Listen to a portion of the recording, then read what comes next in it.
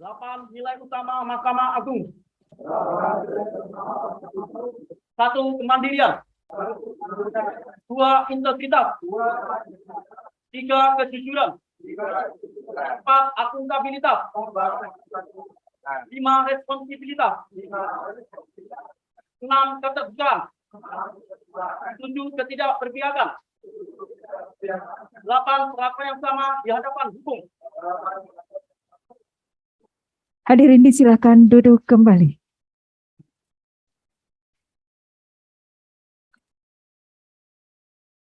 Selanjutnya doa yang akan dipimpin oleh Bapak Haji Lalu Abdurrahman Nurdin SH.MH.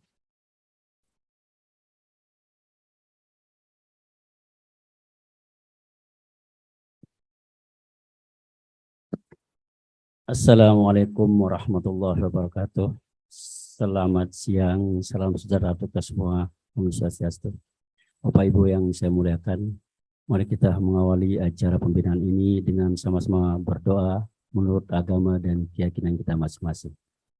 A'udzubillahi minasyaitonirrajim. Bismillahirrahmanirrahim. Alhamdulillahirabbil alamin. Wassalatu wassalamu ala asrofil anbiya'i wal mursalin. Sayyidina Muhammadin wa ala alihi washabihi ajma'in.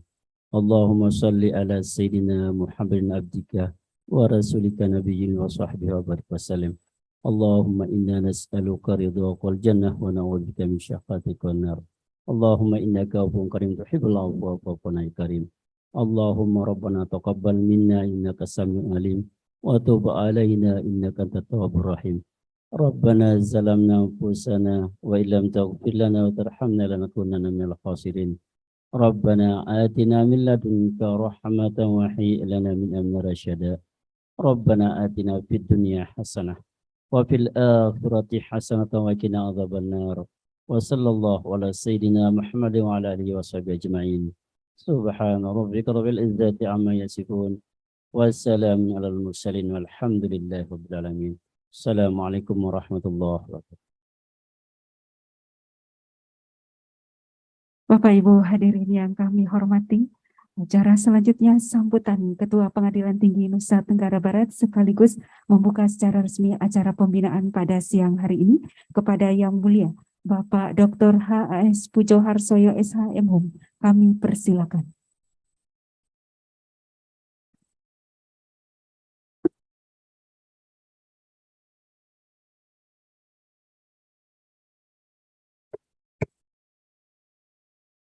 Bismillahirrahmanirrahim.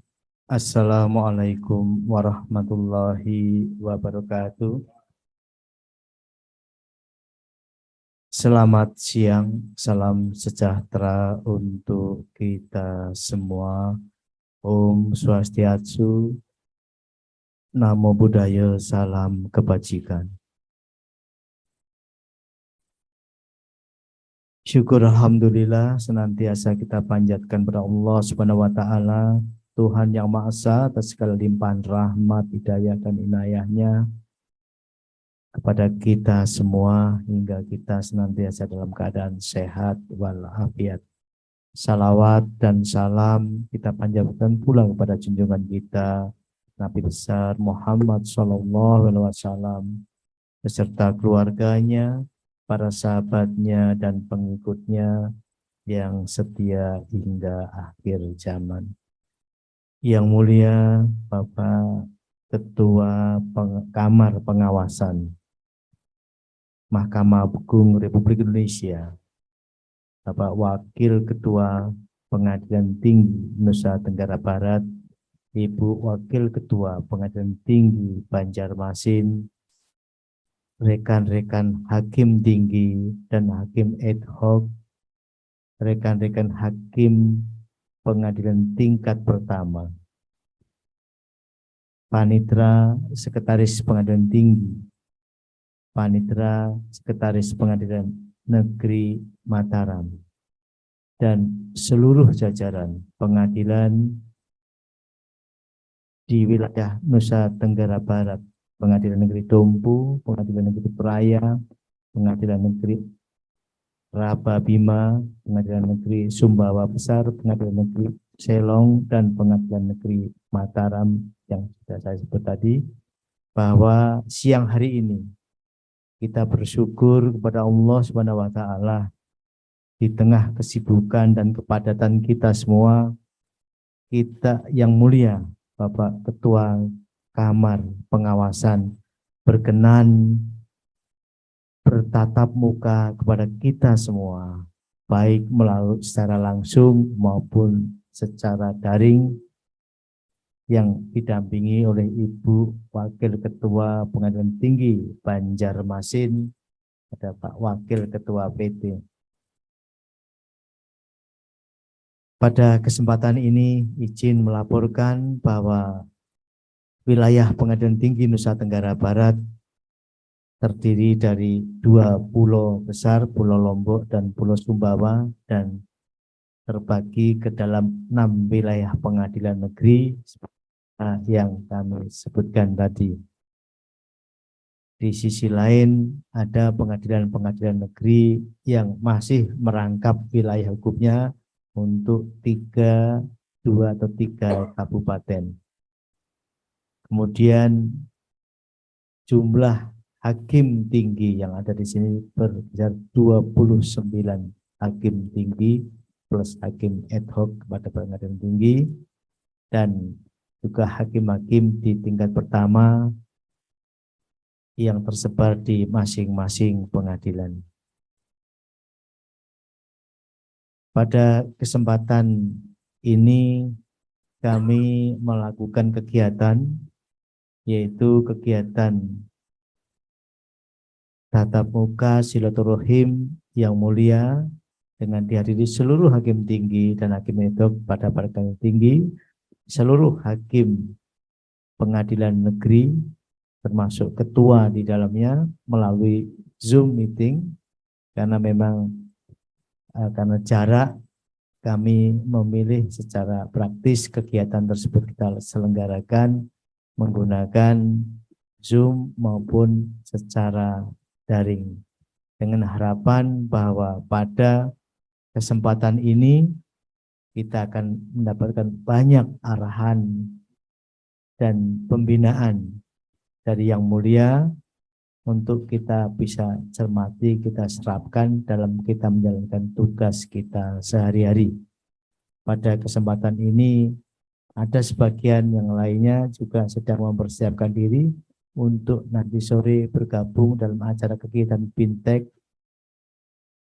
Justisial khusus putusan atas eksekusi atas putusan pengadilan di Mataram bersama-sama dengan wilayah hukum Pengadilan Tinggi Bali atau Denpasar. Maka untuk menghemat waktu, kami punya waktu kurang lebih sampai menjelang sholat asar yang mulia. Sholat asar kita sekitar 3:30, sekarang sudah jam 2. Dengan harapan kita bisa menyimak dan kemudian nanti berkenan Yang Mulia untuk kami diberi kesempatan untuk bertanya kepada Yang Mulia terkait dengan tugas pokok kita sehari-hari. Dan setelah acara tersebut, mohon berkenan juga Yang Mulia untuk menyampaikan testimoni ataupun pesan-pesan kepada seluruh warga peradilan melalui link YouTube kami, yaitu TV channel Pengadilan Tinggi Nusa Tenggara Barat. Baik, untuk mempersingkat waktu sepenuhnya kami serahkan kepada Yang Mulia untuk memberikan pengarahan kepada kami. Demikian, terima kasih. Wassalamualaikum warahmatullahi wabarakatuh. Hadirin yang berbahagia, selanjutnya pembinaan oleh Yang Mulia Ketua Kamar Pengawasan Mahkamah Agung Republik Indonesia kepada Bapak Dr. Zahrul Rabain SHMH. Dengan hormat kami persilakan.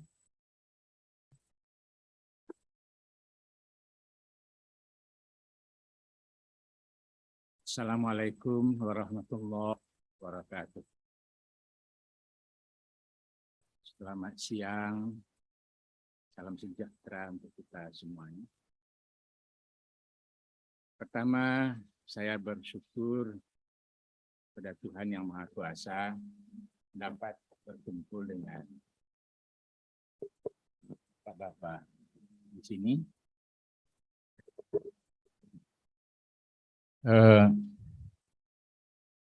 Yang saya hormati Bapak Ketua Pengadilan Tinggi Mataram, yang saya hormati juga Bapak Wakil Ketua Pengadilan Tinggi Mataram,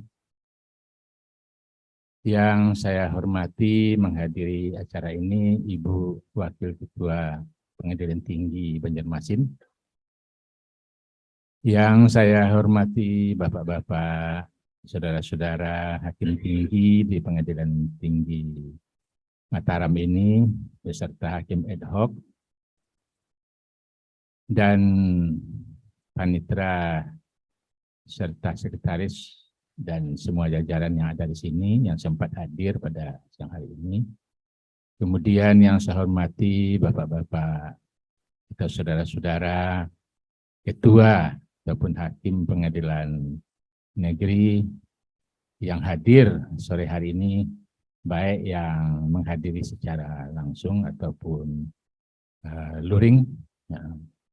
Dan begitu juga panitera di PN yang sempat hadir pada hari ini, ada yang juga akan menghadiri acara kita nanti malam.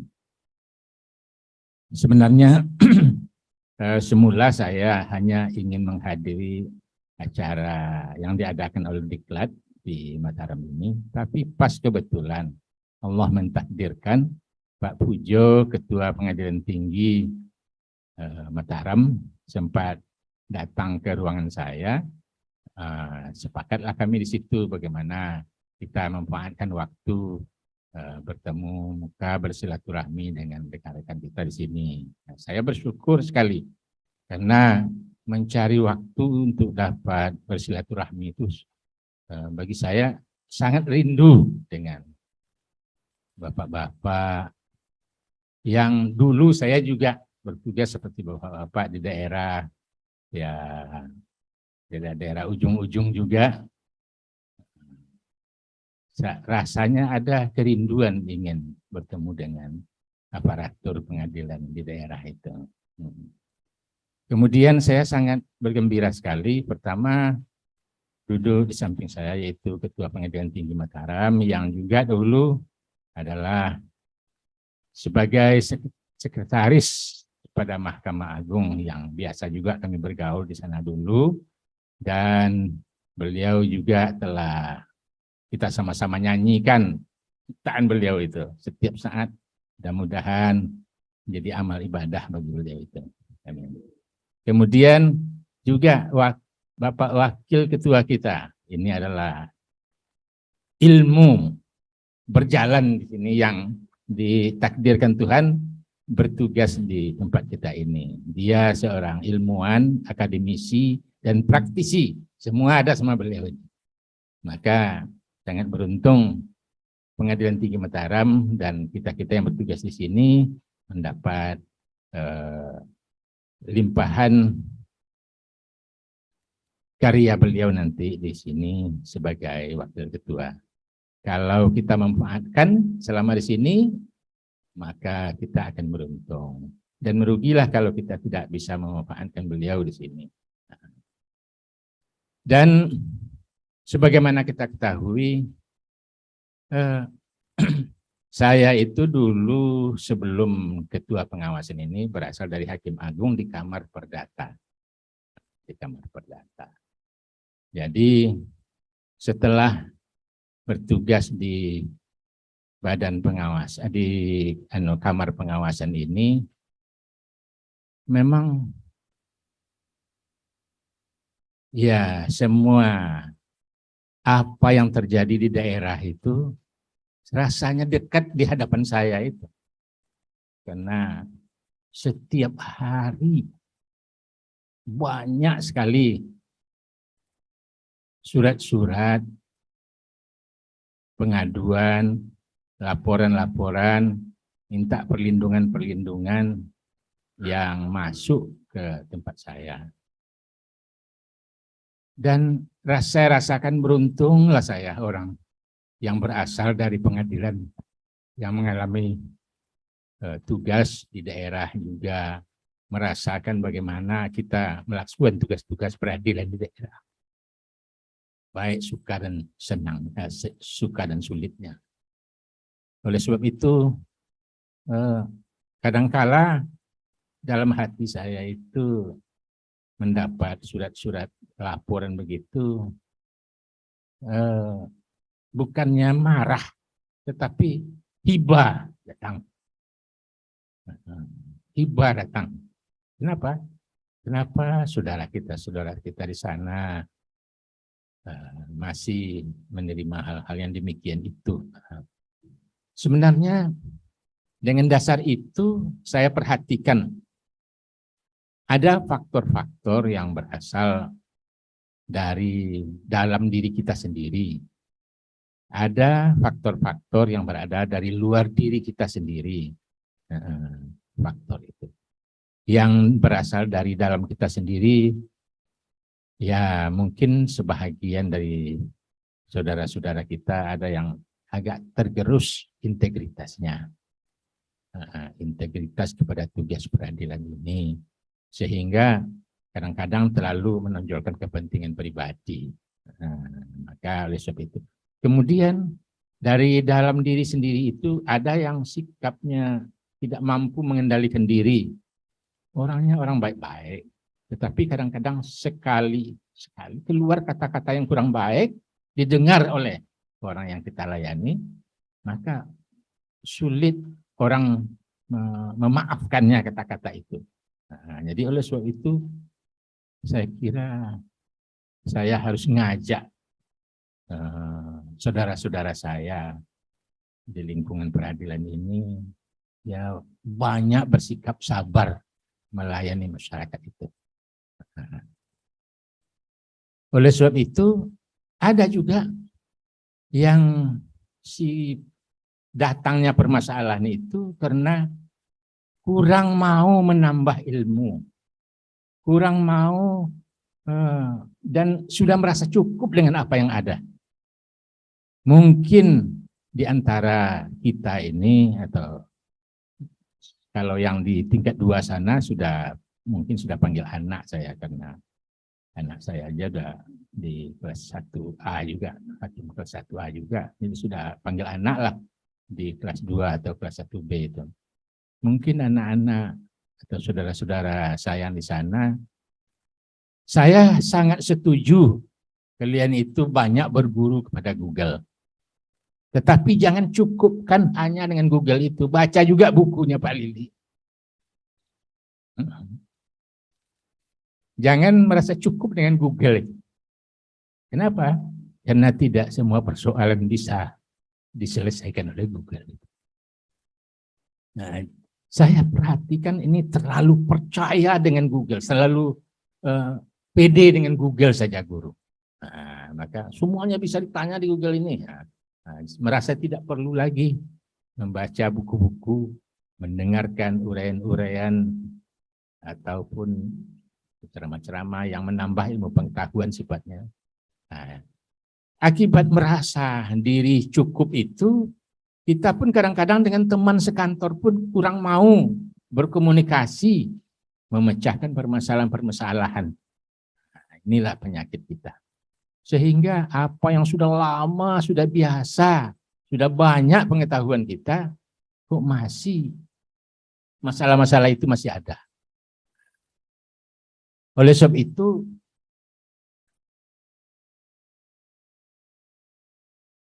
antara pengawasan itu dengan pembinaan itu satu jalan, satu jalur dia.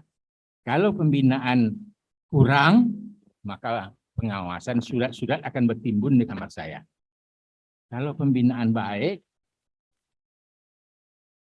itu akan mengurangi komplain orang dari luar itu pada kita.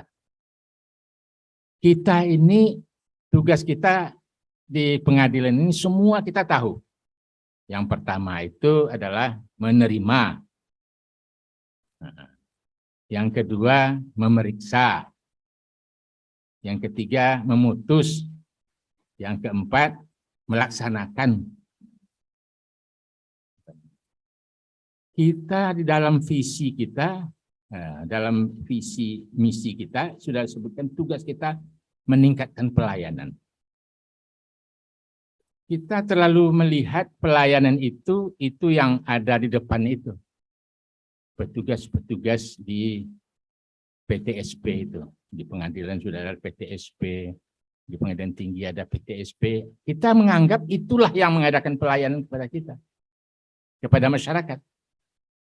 Tetapi sebenarnya bukan dia saja yang harus melakukan pelayanan. Dari semua tingkat yang saya sebutkan tadi, pada waktu menerima, orang harus dilayani. Pada waktu memeriksa, orang juga harus dilayani dengan baik. Nah, ini kadang-kadang ini tidak jalan, hanya mengharapkan yang di bawah itu saja. Kita patarlah dia, kita marahi dia kalau tidak dilayani. Tetapi pada waktu memeriksa nanti orang kita bentak-bentak. Nah, kita mengeluarkan kata-kata yang tidak bisa terkendali. Nah, itu namanya tidak melayani kita pada waktu memeriksa. Kemudian pada waktu memutus. Nah, ini ilmu ini. Mutus. Jangan semaunya hati kita. Semaunya aturan, semaunya aturan itu kadang-kadang memerlukan ilmu pengetahuan untuk mengolahnya. Berdasarkan ilmu pengetahuan kita itu. Kemudian pada waktu melaksanakan, pada waktu eksekusi, dilayani orang. Karena untuk apa diputus baik-baik, tapi eksekusinya tidak jalan. Nah, kayak macan ompong saja. Nah, bunyinya indah sekali putusan kita. Tapi ini kenapa ini? Karena antara, kita contohkanlah di pengadilan kelas 2, hakimnya kan baru itu. Yang memutus itu dengan yang melaksanakan orangnya beda. Orang yang mutus di tingkat 2 sana, belum pernah dia melaksanakan, belum pernah sebagai petugas eksekusi, belum pernah dia. Sehingga kadang-kadang yang mutus itu tidak mikirkan apakah kalimat dia itu bisa dilaksanakan nanti oleh yang melaksanakan atau tidak. Nah, ini seharusnya kita belajar juga. Yang mutus, ya walaupun tidak pernah melaksanakan, tapi kita konsultasi. Kalau ini kalimatnya bisa tidak dilaksanakan ini nanti. Nah, ini kalau nyambung dia, antara mutus dengan yang melaksanakan, nah ini membantu mengurangi komplain-komplain, permasalahan-permasalahan di lingkungan kita. Nah, ini kadang-kadang tidak nyambung. Kemudian, siapa yang mencari penyakit di pengadilan itu? Yang mencari penyakit itu kita-kita. Yang membuat penyakit itu kita-kita aparatur pengadilannya. Orang luar, orang yang harus dilayani oleh kita. Yang bikinnya itu kita. Nah, bikinnya amarnya tidak jelas, menyidangkannya semaunya dia, memutus sesuai dengan kemauan dia. Ini yang bikin masalah itu kita. Tapi yang dirugikan, di samping kita menerima resikonya, tapi pihak juga merasa dirugikan pihak-pihak. Maka komplain. Sekarang dengan adanya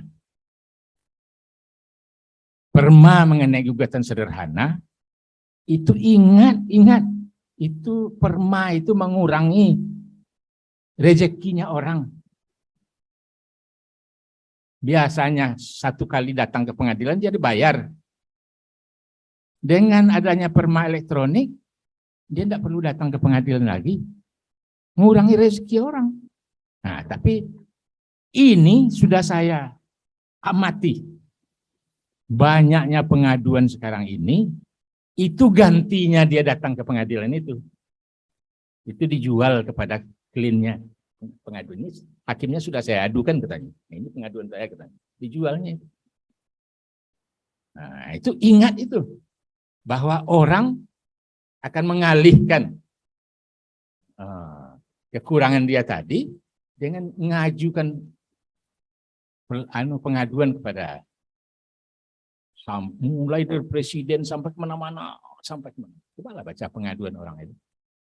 Wah, Tuhan aja yang tidak tahu alamatnya barangkali, kata Pak Wakil. Betul?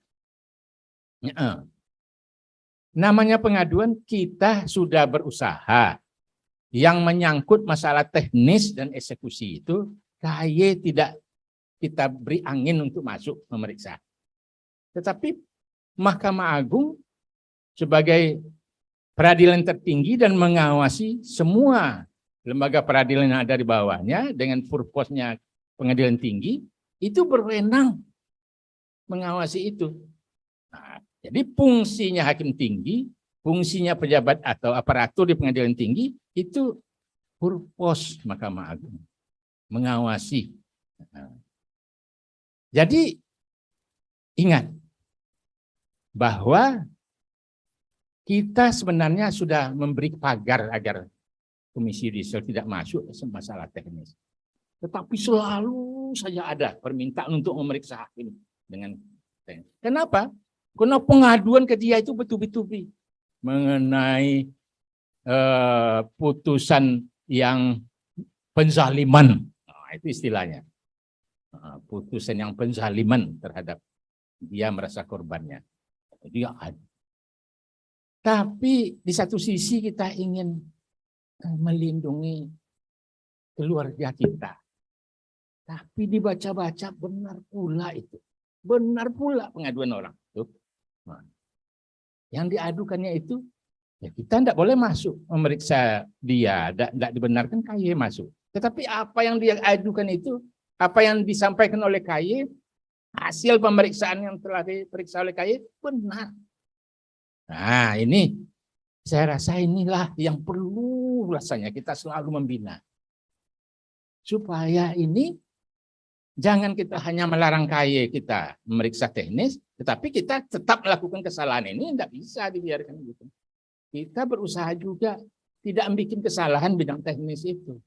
Nah, maka oleh sebab itu, yang ringan-ringan saja sore ini saya akan sampaikan masalah teknis.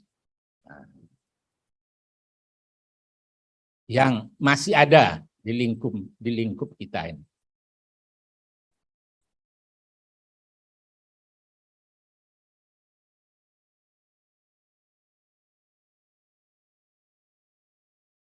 Ini kayaknya ringan-ringan saja. Ini perkara bantahan dengan perlawanan. Ini kalau dibaca buku Pak Lili ada itu.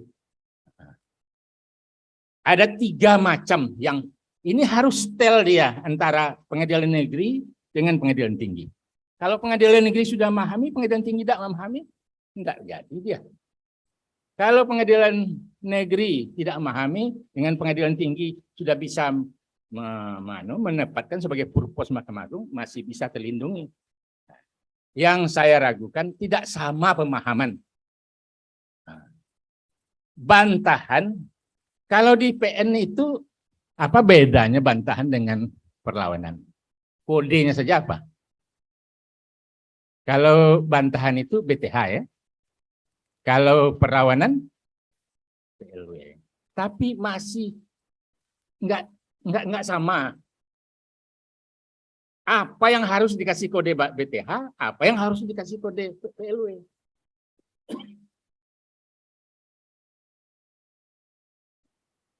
Jadi coba nanti ya kita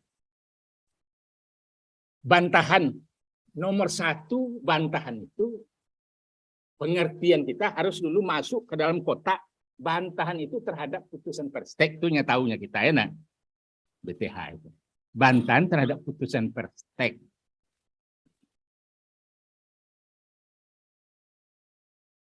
Pertama yang harus diperhatikan banyak kesalahan. Di pengadilan itu kita menanam PTSP, petugas PTSP, tapi tidak kita berikan pemahaman bahwa nomor perkara perstek itu harus sama dengan perkara yang dibantah, dengan perkara yang di perset harus sama nomornya dengan perstek. Di bawah bisa saja salah dia. Tetapi panitra harus membetulkan itu. Oleh sebab itu, kita kan kadang-kadang masuk, kita biarkan aja, tidak diperiksa itu sudah sama nomornya atau tidak.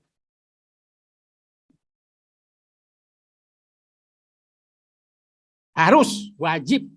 Kalau tidak sama nomornya, hakim yang ditunjuk oleh ketua harus mengembalikan berkas itu kepada panitra. Ini nomornya, ini perkaranya perkara perset. Tapi nomornya tidak sama dengan Verstek yang 3 tahun yang lalu. Kembalikan kepada penitra supaya diganti nomornya. Apa ratsionya? Harus satu nomornya. Coba, siapa yang? Coba, penitra siapa? Apa ratsionya harus satu nomor itu? Antara Verstek dengan Verset itu perkaranya satu. Begitu gugatan Verset masuk, perkara yang dulu stop. Tidak ada pengaruh apa-apa. Ini adalah jawaban orang yang tidak datang ini. Inilah jawabannya pada Verset itu. Nah, ini jawabannya pada perkara Verset. Nah, jadi panitera yang ngasih nomor harus disiplin.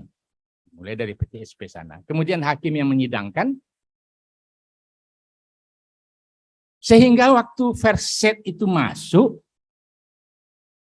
kan kita menyidangkannya.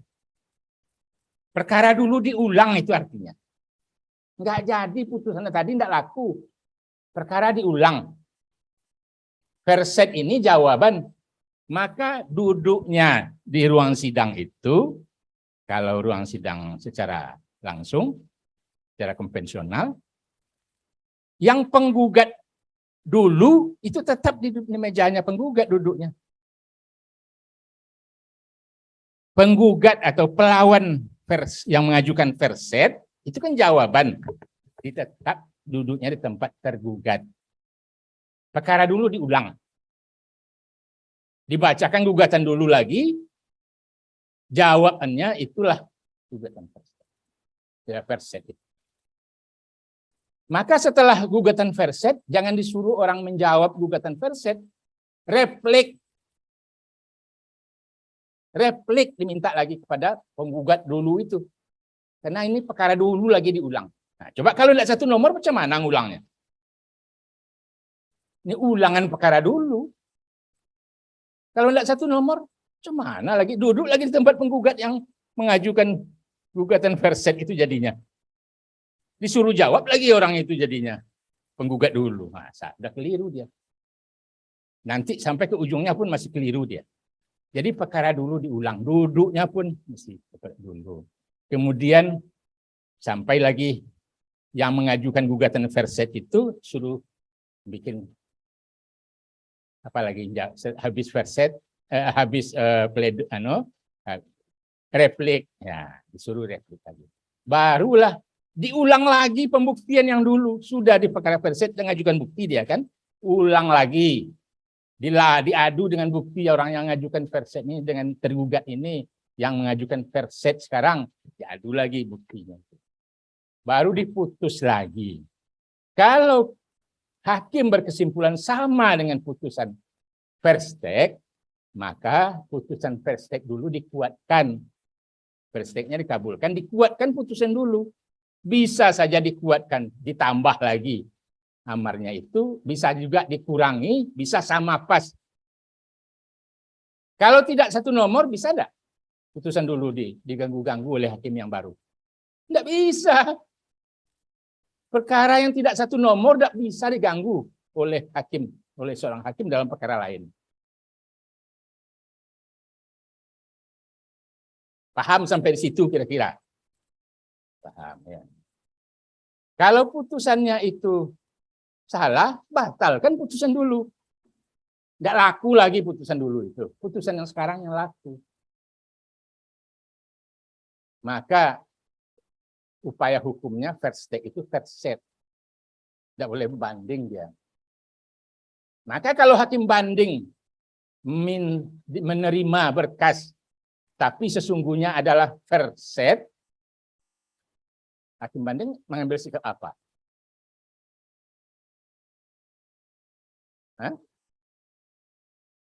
Kan di NO, nah, supaya sejalan dia. Maka harus ada keseimbangan antara hakim PN itu dengan hakim PT. Kalau hakim PT tidak meng-NO-kannya, dikasih putusan yang lain dari itu, ya tambah geli, tambah macam mana jadinya? Jadi itu kalau dia Perstek diajukan banding, ya NO. Jangan pikir-pikir, jangan buka-buka buku. NO. Jangan ada beda putusan sama antara hakim tinggi ini pendapat gini, ini hakim tinggi. Nah, jangan. Satu pendapat kita dalam hal ini. NO. Artinya perkaranya itu tidak diterima di pengadilan tinggi. Bukan perkaranya NO. Permohonan bandingnya itu di NO. Permohonan bandingnya di NO. Bukan perkaranya di NO. Permohonan bandingnya di NO. Karena bukan upaya hukumnya bukan banding. Nah, jadi beda ya antara perkaranya yang NO dengan permohonan bandingnya di NO. Jadi kita tidak mempertimbangkan supaya sejalan dia. Di PN nanti sudah betul, di PT tidak betul. Ini susah. Atau di PT tidak ngasih pembetulan sebagai purpos Mahkamah Agung. Kemudian apa hakim yang meriksa itu? Coba lihat tenggang waktu. Nah, perhatikan, lihat pemanggilannya. Pemanggilannya benar. Kan biasanya orang mutus Perstek itu kan mengatakan bahwa menimbang bahwa tergugat telah dipanggil secara sah dan patut. Nah, ini coba tes lagi oleh hakim tinggi itu. Sudah betul ini sah dan patut. Bagaimana? Kalau orangnya ada, bagaimana dipanggil di tempatnya? Kalau orangnya tidak ada, melalui kantor lurah.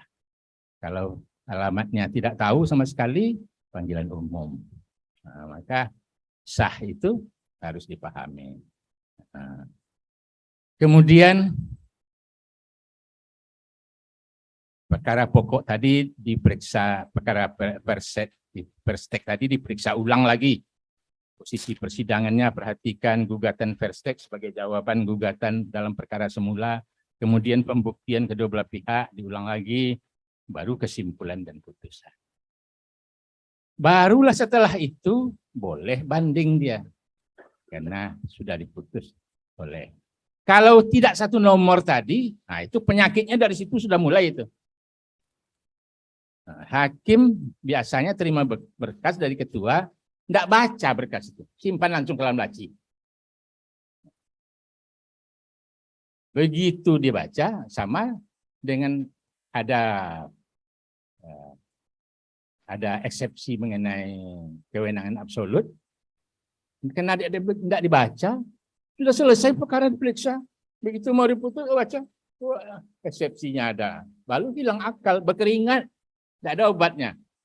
Berjalan ke pasar sana, tidak ada apotek yang jual obat itu. Berkeringat. Padahal itu harus diputus sebelum diperiksa perkara. Nah, ini sudah diperiksa semuanya. Saksi-saksi sudah periksa, bukti sudah periksa. Rupanya tahu ada. Nah, berkeringat hakimnya. Tunggu aja lah surat dari KY, sudah itu. Tunggu aja lah surat dari bawah, sudah itu.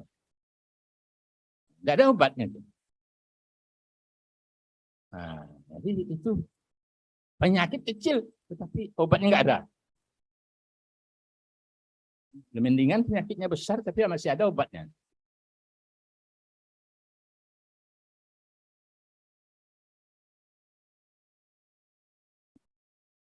Itu. Jangan ada lagi permasalahan. Itu sudah lama kaji itu. Putusan Perstek, putusan Perstek. Kok masih ada permasalahan mengenai itu? Itu kadang-kadang kasihan kita.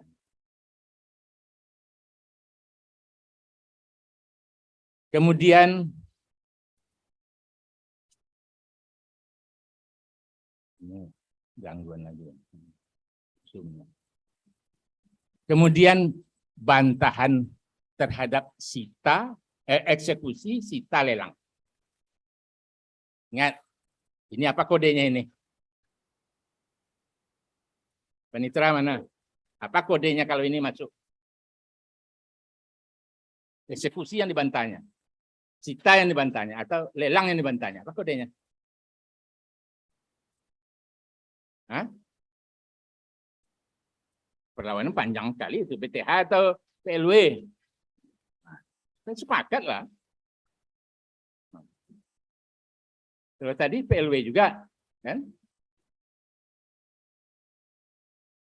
Ini yang tidak sama, setiap PN itu macam-macam. Tengok lagi ada di Mahkamah Agung sudah ditentukan itu sebenarnya. Apa kode di petunjuk di Mahkamah Agung ada itu. Jadi ini yang dilawannya itu eksekusi. Objek perkara apa itu? Tanah atau apa? Misalnya perkaranya yang eksekusi tanah. Bukan objeknya itu penetapan eksekusi ketua. Itu objeknya. Yang akan dieksekusi perkaranya kan sudah ada, sudah inkrah dia.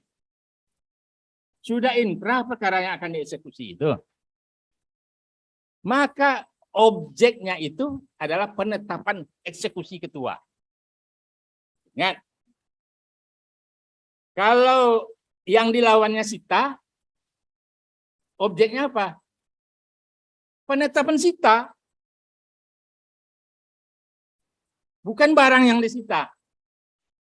Tapi tindakan penyitaan itu yang minta diberhentikannya. Tindakan eksekusi itu yang minta diberhentikannya. Kalau lelang, apa objeknya? Ya, tindakan lelang itu yang dibantahnya. Ini saya ingatkan ya. Saya ingatkan. Kalau objeknya sudah habis perkara itu, perkara diputus juga enggak? Begitu yang dilawannya itu eksekusi. Ketua ditengoknya, ini orang main-main, ini eksekusi terus. Hakimnya masih nyidang-nyidangkan perkara perlawanannya. Apa putusan hakimnya?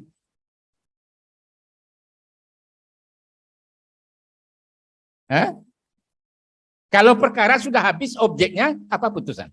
Objek enggak ada. Hah?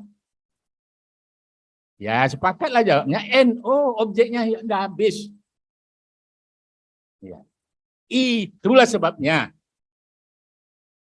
perlawanan terhadap eksekusi, perlawanan terhadap sita, perlawanan terhadap lelang harus dilakukan sebelum tindakan itu dilakukan. Bukan sesudah tindakan itu dilakukan. Sebelum, kalau sesudah, yang dilawan eksekusi, sudah eksekusi dia. NO, perlawan objeknya sudah tidak ada lagi. Jangan buka-buka buku, jangan panjang-panjang pikir, jangan tidak perlu apa. NO, perlawanannya sudah habis objeknya. Kalau yang dilawan itu sita, jurusita, eksekusi terus. Hakim menyidangkan perlawanannya. Begitu dengar oleh hakim yang menyidangkan itu, sita sudah laksanakan yang dilawannya sita. Tidak ada lagi objeknya. NO. Nah, kehabisan objek. Lelang sudah dilaksanakan. Yang dilawannya lelang sudah dilaksanakan. Apalagi sebelum dilelang karena dia mau menghentikan. Yang dilawannya eksekusi supaya eksekusi jangan terjadi. Sudah terjadi, sudah dilaksanakan ketua. NO, orang harus mengajukan gugatan biasa. Sita begitu juga, lelang begitu juga. Paham sampai ke situ? Nah, jangan enggak sama. Ini masuk kelompok 2 nih. Tadi gugatan prestek lain ceritanya. Ini gugatan terhadap yang 3. Eksekusi, lelang, sita. Bisa eksekusi bersama dengan sitanya sekali lawannya. Dengan sita eksekusi misalnya kan tidak ada sudah ditetapkan oleh ketua. Jadi dibatalkan itu kalau memang alasan mereka untuk mengeksekusi itu ada, alasan mereka untuk gugatan itu ada, dibatalkanlah penetapan ketua tadi. Tidak mempunyai kekuatan mengikat penetapan ketua itu. Tidak jadi ketua. Ketua ini biasanya kalau dia mau bilang sama pihak eksekusi kamu saya tidak bisa saya laksanakan, nanti orang meladang-ladang pula. Ya bagus kabulkan aja lah Pak Hakim katanya kan. Bukannya. Maka oleh sebab itu di dalam perma itu disebutkan seorang menyidangkan perlawanan terhadap eksekusi, terhadap sita, terhadap lelang, harus selalu berkomunikasi dengan ketua pengadilan. Pak, itu perlawanan orang itu, eksekusi itu alasannya signifikan, Pak. Nah, ketua enggak jadi, belum mau dia melaksanakan karena hakimnya memberikan laporan alasannya signifikan sekali. Maka hakim yang menyidang itu jangan diam-diam aja, komunikasi dengan ketuanya supaya sejalan dia.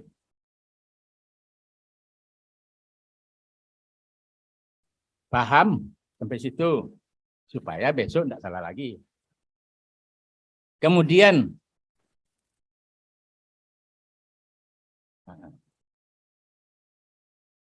objek daripada siapa yang boleh melakukan bantahan terhadap eksekusi, sita, dan lelang itu boleh partai, boleh pihak ketiga.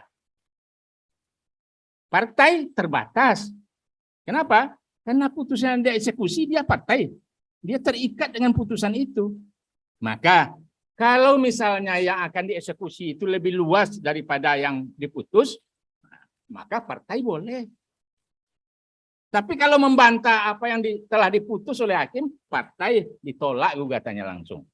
Baca gugatan dia itu, nampaknya membantah isi putusan dia. Dia terikat dengan putusan itu. Dibantah, ya ditolak gugatannya. Dia partai itu kalau eksekusi tidak sama dengan yang akan dilaksanakan itu dengan putusan. Nah, itu boleh dia partai. Oh, harta saya yang masuk perkara itu, Pak, hanya 200 meter. Kok disita oleh penjuru sita itu sampai 500 meter? Habis harta saya, Pak, katanya kan. Ya, benar alasannya itu. Beralasan, lihat tengok putusan hanya 200 meter. Yang disita yang mau dieksekusi 500, rugi dia. Masa orang yang tidak apa-apa ikut hartanya yang enggak itu perkara di juga laksanakan juga eksekusinya. Jadi kita itu membacking eksekusi tadi supaya jangan salah, itu artinya. Kemudian boleh pihak ketiga. Pihak ketiga inilah yang benar sekali sebenarnya. Kenapa? Saya tidak perkara-perkara di rumah, saya tidak pernah dipanggil. Saya simpan-simpan sertifikat di rumah. Orang perkara kan tanah saya. A dengan B. Surat-suratnya surat girik cuma. Saya pakai sertifikat di rumah saya simpan. Enggak dipanggil. Ya, katanya. Wah, ini signifikan. Ketua harus hentikannya itu. Kasih laporan cepat oleh hakimnya.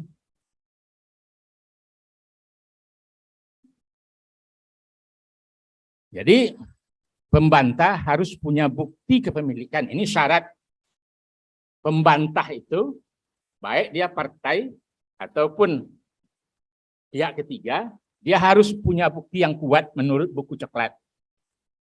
Kalau saya pribadi mengartikan, dia harus punya bukti autentik.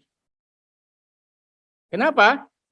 Pada waktu orang perkara dulu yang diperkarakannya A dengan B adalah girik, tapi begitu diputus oleh pengadilan, inkrah putusannya, maka alas haknya sudah jadi otentik, yaitu berdasarkan putusan pengadilan yang sudah inkrah, yang sudah BHT. Otentik jadinya bukti dia kan, yang semulanya hanya girik, tapi setelah diputus dan BHT, jadi otentik kekuatan pembuktian orang. Maka dia, pribadi saya, berpendapat pengertian kuat di sini harus otentik ya. Karena yang dilawannya, putusan yang sudah inkrah. Jangan putusan sudah inkrah, dilawan dengan surat kepala desa, kepemilikan tanah. Tidak bisa. Tolak aja, tidak kuat. Tidak seimbang dengan bukti yang dilawannya itu. Jadi, tidak payah sebenarnya. Kalau tidak, mau musyawarah hakim ini pendapat, ini pendapat. Karena berjalan sama-sama berjalan dalam gelap. Jadi itu. Sampai di situ kira-kira paham, harus punya bukti yang kuat ya. Artinya kalau saya mengartikan bukti yang otentik, bukti yang kuat di sini. Karena yang dilawannya eksekusi kan sudah putusan yang otentik. Kemudian bantahan ini dilakukan sebelum dilaksanakan eksekusi itu. Sebelum dilaksanakan penyitaan, sebelum dilaksanakan lelang. Kalau sudah, objeknya tidak ada lagi. Bukti kepemilikan di sini hanya syarat untuk mengajukan perlawanan. Bukan objeknya kepemilikan. Kalau objek eksekusi, yaitu eksekusi sita lelang telah dilaksanakan, harus diputus NO dia. Dengan alasan kehilangan objeknya perkara itu. Jika bantahan terbukti dalam amar putusan, kalau bantahan itu sekaligus dengan bantahan terhadap pihak ketiga yang digunakan oleh pihak ketiga, maka pembantah kalau terbukti dia kan tidak disebut di dalam hanya kalau yang dibantahnya itu penetapan eksekusi, penetapan sita, penetapan lelang. Walaupun syarat untuk mengajukan bantahan itu dia harus punya bukti yang otentik, tapi dalam amar putusan tidak boleh dibikin dia sebagai pemilik. Nah, nanti saya terangkan kenapa sebabnya. Syarat untuk mengajukan bantahan itu harus dia punya bukti kepemilikan yang kuat.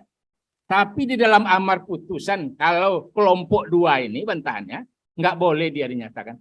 Menyatakan pembantah adalah pembantah yang benar, menyatakan pembantah, mengabulkan pembantahan pembantah, menyatakan pembantah pemilik, nggak boleh. Siapa yang tahu jawabnya? Hah? Supaya jangan ada dua putusan pemilik tanah tadi. Putusan yang akan dieksekusi A yang punya. Ini pembantah sudah benar jadi C lagi pemiliknya. Pembantah sudah nyatakan benar. C pemiliknya.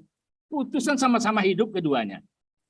Kalau dilaksanakan salah satu, inilah kuburan ketua pengadilan. Yang dilaksanakan yang pertama, ketua pengadilan jadi korban. Dilaksanakan yang kedua, ketua pengadilan jadi korban. Jangan bikin putusan yang dua. Dalam objek yang sama, pihak yang sama, dua pemiliknya.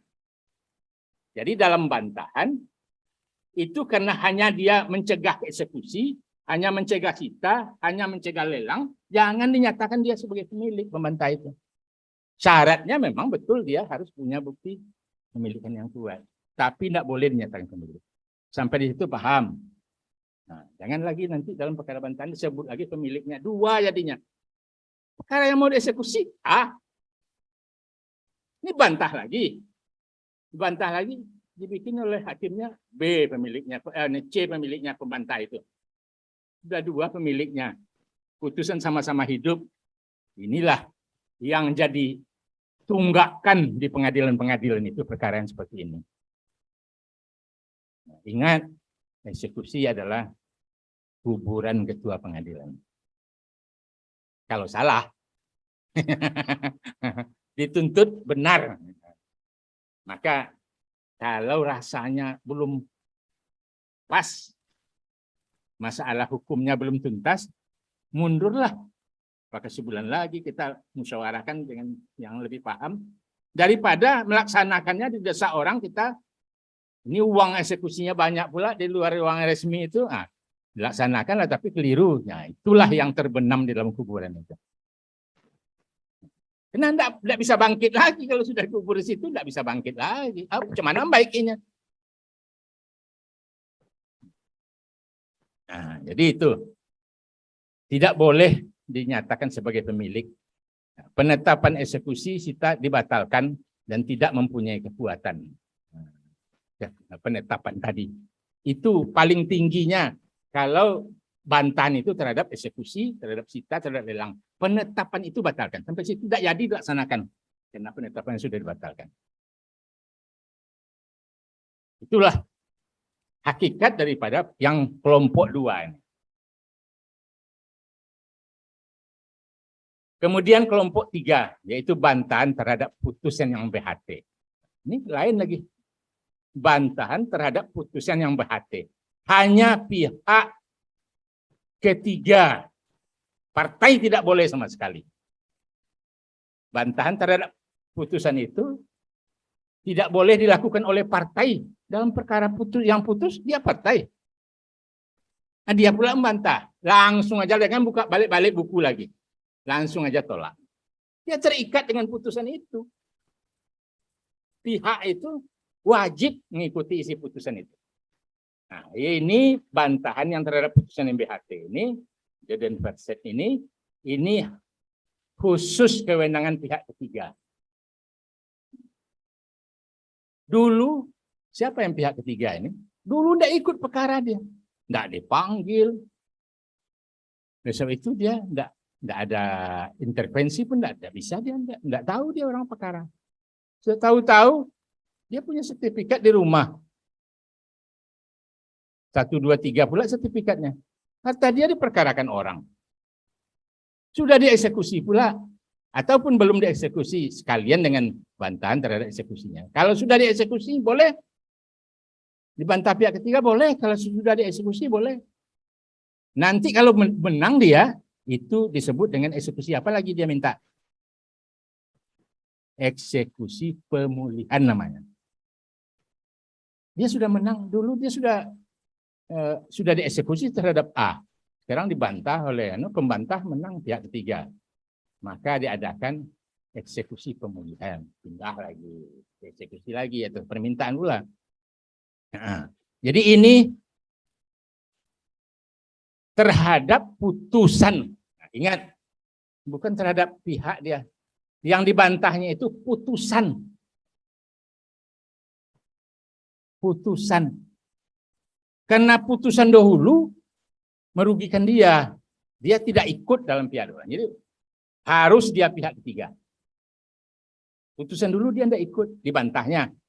Maka terbantahnya harus pihak-pihak yang dahulu, baik menang ataupun yang kalah keduanya. Itu pihak-pihaknya. Kalau pihaknya belum cukup, itu NO dulu. Ya, yang menang saja yang dibantahnya. NO dulu. Harus keduanya. Kenapa kalian perkara dulu? Nah, saya pegang bukti di rumah, kan gitu. Nah, berarti kalian main mata berdua barangkali. A dengan B perkara. Pura-pura perkara dia. Dapat A, sudah dapat putusan pengadilan yang inkrah. Nah, orang yang sesungguhnya punya simpan surat di rumah. Boleh sebelum eksekusi atau bersama-samaan dengan bantahan terhadap eksekusi boleh. Jadi dua pula nanti permintaannya. Eksekusi dihentikannya, dia pun minta sebagai. Disinilah boleh juga setelah eksekusi. Di sini yang dilawan adalah putusan yang sudah BHT. Putusan yang dilawannya. Terlawannya adalah semua pihak dalam perkara yang sudah BHT. Alasan perlawanannya adalah kepemilikan. Kalau tadi kan bukan kepemilikan alasannya. Ini kepemilikan yang dijadikannya alasan. Kepemilikan terhadap objek perkara yang diperkarakan orang dulu. Nah, itu alasan. Dengan alas hak yang lebih kuat dari alas hak orang yang perkara dulu. Orang dulu girik, saya punya sertifikat. Kemudian jika perlawanan dikabulkan, pelawan harus dinyatakan sebagai pemilik. Inilah. Jadi kalau kita campur perlawanan, yang saya sebutkan kelompok kedua tadi, pemilik juga. Yang masuk nomor 3, pemilik juga. Nah, itu keliru.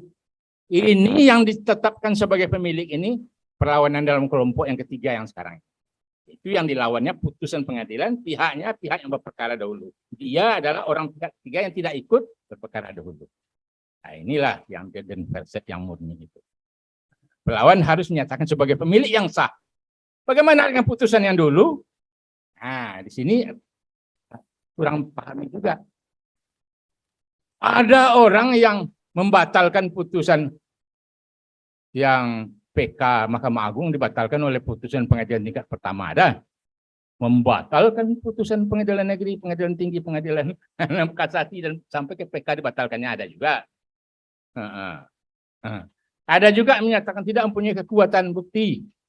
Lumpuhlah putusan PK tadi. Lumpuhlah putusan kasasi tadi oleh putusan pengadilan kelas 2. Bagaimana sikapnya? Kalau tidak ada sikap, 2 juga putusan yang hidup jadinya. Dulu perkara pertama sudah A pemiliknya, perkara digugat oleh C. Menjadi C pemiliknya dalam perkara ini. Karena pemilik harus dinyatakan. Jadi dua juga pemiliknya. Bagaimana dengan perkara yang dulu yang sudah sampai PK itu? Putusan yang telah BHT itu harus dimatikan dengan menyatakan tidak mempunyai kekuatan eksekusi terhadap objek perkara ini. Nah, bukan tidak mempunyai objek eksekusi. Kalau lebih perkaranya dulu, tidak perlu perkara lagi orang, sisanya aja ada eksekusinya. Terhadap objek perkara ini yang tidak boleh dieksekusi. Paham? Perkara yang dulu yang sudah kita katakan orang ini punya kepemilikannya, dulu sudah di dalam perkara BHT sudah sampai PK lagi. Dinyatakan tidak mempunyai kekuatan eksekusi terhadap objek perkara ini. Di luar itu kalau lebih perkaranya tetap bisa dieksekusinya. Kalau sama, ya kalimatnya tetap masuk itu. Ya apa boleh buat. Kalau kurang, ya apa boleh buat. Tapi kalimatnya harus ada itu. Terhadap objek perkara ini. Tidak punya kekuatan. Jangan dibatalkan putusan PK. Sayang pula orang sudah sampai Hakim Agung memutuskannya dibatalkan oleh pengadilan kelas 2, sayang juga. Ya. Tidak, jadi sampai situ paham ya? Maka saya ambil contoh pertimbangan PN. Pertimbangan PN dulu. Menimbang bahwa selama penguasaan oleh pembantah terhadap tanah objek bantahan tersebut, pembantah dalam perkara akuo tidak pernah dijadikan sebagai pihak dalam perkara pokok atau perkara asal, yaitu perkara nomor sekian, sehingga pembantah tidak mengetahui jika tanah objek gugatan milik pembantah masuk sebagai tanah objek sengketa pada perkara pokok atau asal perkara, yaitu perkara nomor sekian. Dengan membaca kalimat ini masuk kelompok mana ini gugatan orang? Masuk kedua, masuk ketiga? Masuk ketiga. Nah, jadi hakim sudah punya pola dalam kepalanya. Masuk kalau kelompok ketiga, syaratnya ngajukannya harus punya bukti yang kuat, kemudian harus pihak ketiga, nggak boleh pihak dalam perkara. Putusan yang dulu harus dimatikan, tapi tidak dinyatakan tidak punya kekuatan semuanya sepanjang objek perkara ini. Jadi dengan membaca kalimat itu dalam gugatan orang sudah ada ini. Dengan membaca kalimat seperti itu, kita sudah bisa mengkotakkannya. Perkara ini masuk kotak mana?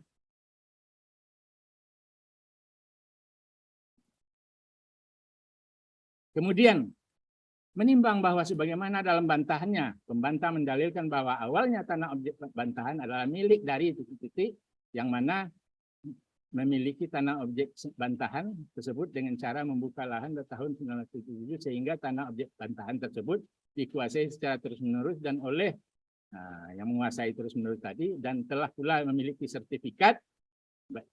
Orangnya kuat ini. Jadi itu dalam kepala kita kan atas nama si Anu. Kemudian tahun 2013 terjadilah jual beli tanah objek perkara tersebut dengan selaku penjual kepada pembantah yang sekarang.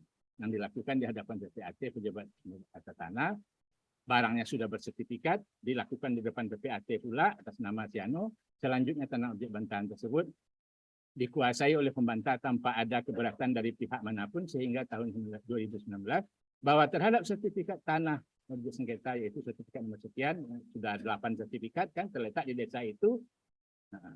Menimbang bahwa berdasarkan pertimbangan tersebut di atas, maka pembantah dinyatakan sebagai pembantah yang benar setelah ditambah pertimbangan lain oleh PN kan dinyatakan sebagai pembantah yang benar dan bantahan pembantah dapat dikabulkan sebahagian.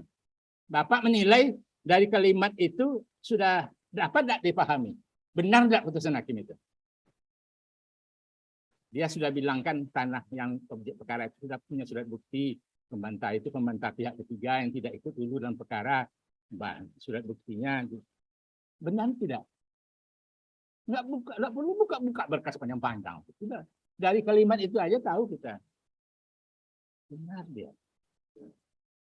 Benar dia kan?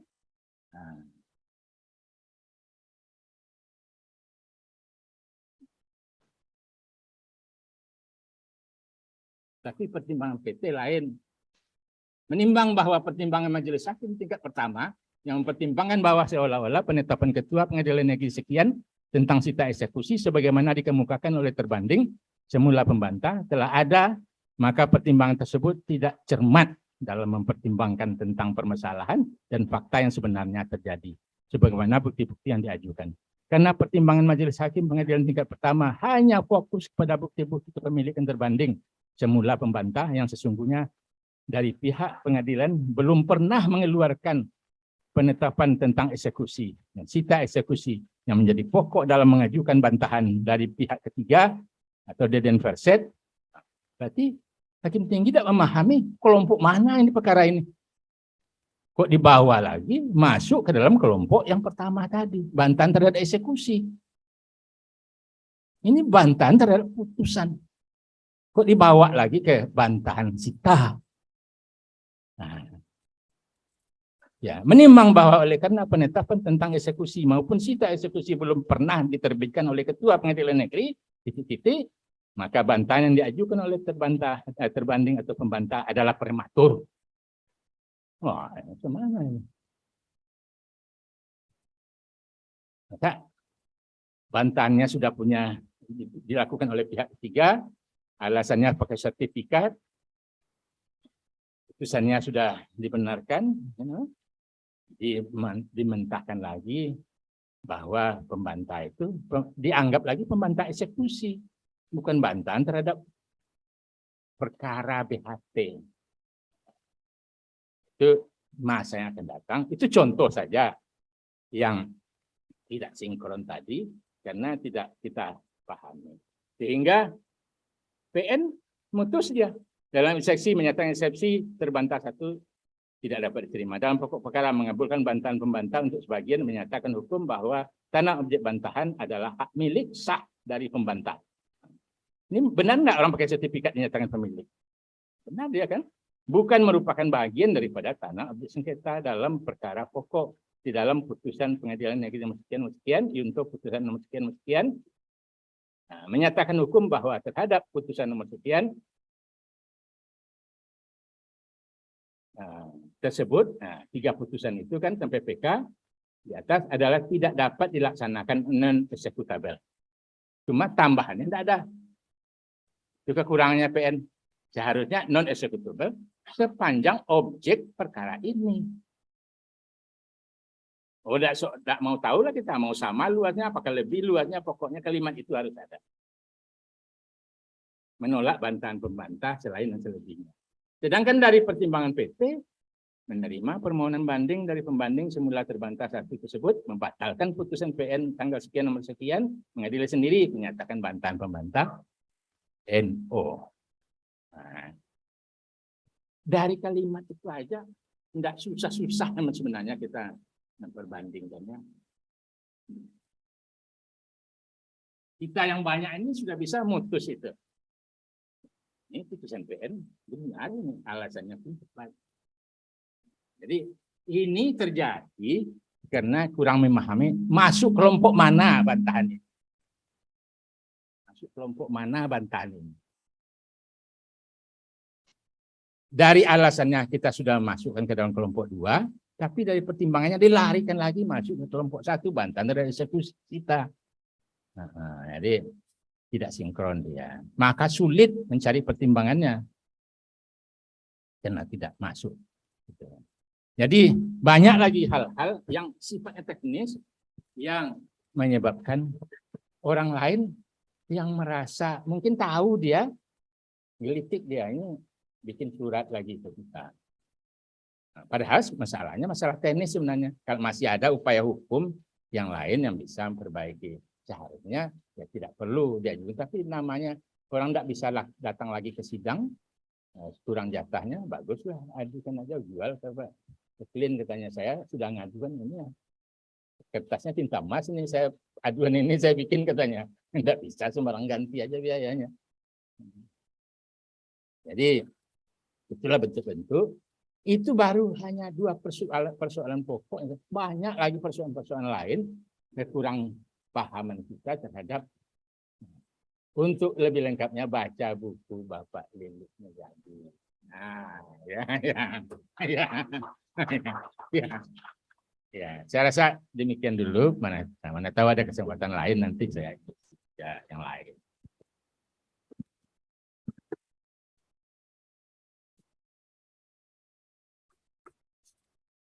Baik Bapak Ibu, kami buka sesi tanya jawab.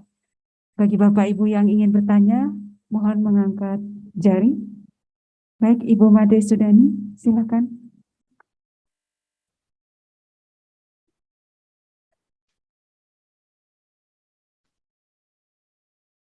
Terima kasih Yang Mulia. Saya dari penjelasan Yang Mulia tadi soal bantahan dan perlawanan ini ada hal yang agak rancu saya menangkapnya. Mohon koreksinya nanti. Tadi ada perlawanan pihak ketiga terhadap eksekusi di satu pihak. Kemudian perlawanan pihak ketiga terhadap putusan BHT. Ini saya agak rancu ini. Kapan terjadinya perlawanan pihak ketiga terhadap putusan BHT dan kapan itu dinyatakan sebuah perlawanan dinyatakan sebagai putusan perlawanan terhadap pihak ketiga dan perset. Dan juga tadi juga putusannya nanti, putusan hakim itu juga saya tangkap tadi beda Yang Mulia. Ya. Kalau terhadap perlawanan eksekusi oleh pihak ketiga yang dan perset itu tidak boleh menyatakan sebagai pemilik jika pembantahnya benar dan hanya cukup menyatakan pembantah itu beralasan dan benar, dan terhadap satunya lagi bantahan pihak ketiga terhadap putusan BHT ini jika pembantah yang benar harus dinyatakan sebagai pemilik. Begitu yang saya tangkap. Mohon penjelasannya. Ya, saya sudah Terima bisa kasih. nangkap. Terima Ya. kasih Ibu. Ya, pertanyaannya bagus sekali. Karena tadi sudah bikin kotak-kotak mana yang juga bantahan terhadap eksekusi cipta dan lelang, kemudian mana yang boleh dilakukan oleh dua, boleh oleh partai, boleh oleh pihak ketiga. Nah, partai terbatas kalau yang dieksekusi itu melebihi daripada bunyi putusan, boleh partai. Tapi kalau yang lain tidak boleh karena dia harus patuh dengan putusan. Maka hakim harus jeli untuk gugatan perlawanan yang diajukan oleh pihak ketiga. Ini dibantahnya apa? Kalau dibantahnya putusan, itu ditolak mengenai itu. Kalau yang dibantahnya eksekusi saja oleh partai itu, tengok luasnya berapa di kalau sama tolak. Kalau beda, yang akan dieksekusi itu 500 meter. Putusan cuma 200 meter. Nah, sebelum terjadi eksekusi itu, pihak ketiga itu, pihak partai itu boleh bantahnya. Supaya harta dia yang lain, mungkin hartanya luas, tapi yang berperkara cuma 200. Supaya hartanya yang lain tidak kena, ya dia bantah. Jadi terbatas. Tapi kalau pihak ketiga, dia tidak terbatas dia.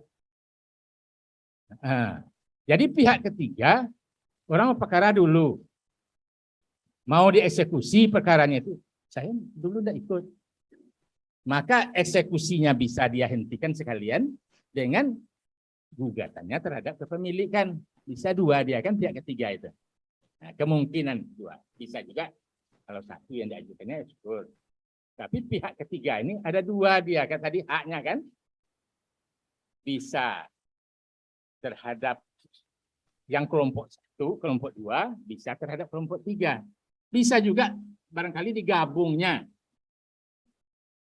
permohonannya terhadap eksekusi supaya jangan jalan, dan sekaligus dia ngajukan dia yang punya.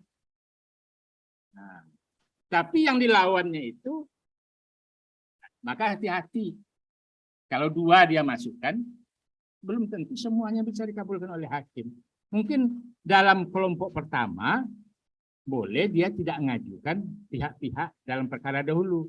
Tapi kalau gugatannya menyangkut dengan gugatan terhadap putusan, kan pihak dulu harus digugatnya semuanya.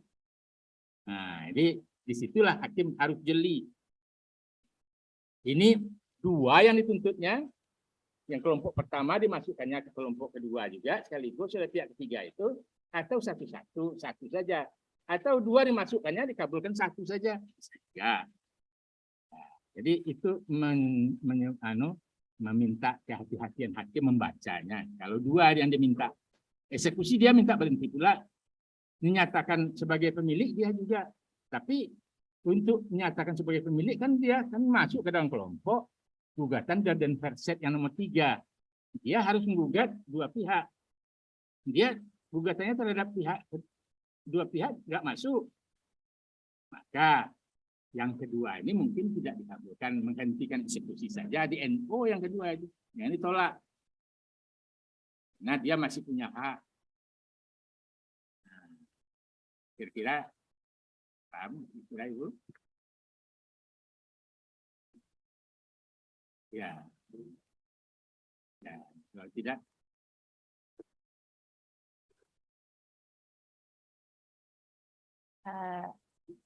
sedikit. ya. Enggak apa-apa. Itu deh poin aja, Bu. Iya. Iya. Jadi kapan tentang apa ini? Perlawanan pihak ketiga terhadap putusan BHT itu sebenarnya yang saya tidak paham, Yang Mulia. Nah, saya simpan bukti di rumah, sertifikat. Orang berperkara, tanah saya diperkarakan orang. Saya tidak ikut. Berperkara lah A dengan B. Tapi yang diperkarakannya tanah saya. Saya simpan bukti di rumah. Salah satu kan menang dia. A dengan B tadi. Kalau menang dia kan salah satu pemilik berdasarkan putusan yang dia menang. Tuh. Sementara yang punya surat bukti saya. Nah, inilah yang gugatan dan verset itu. Pihak ketiga. Dulu saya tidak ikut perkara. Kira sampai situ paham? Iya, berarti pihak ketiga itu mengetahui dan bisa mengajukan itu juga pada saat proses eksekusi. Bisa saja pada proses eksekusi, bisa juga dengan dari tetangga. Perkara kamu sudah diperkarakan orang tuh, karena katanya yang menang A dalam putusan pengadilan katanya. Iya. Berarti bantahan terhadap putusan BHT ini, meskipun belum ada proses eksekusi, si pihak ketiga yang merasa menyimpan bukti otentik sudah bisa maju. Dalam saya sampaikan tadi, boleh sebelum eksekusi, boleh sesudah eksekusi, boleh kapan saja dia tahu. Baik, jika itu sudah dieksekusi, proses eksekusi, apakah itu bisa disamakan dengan dan perset? Maaf.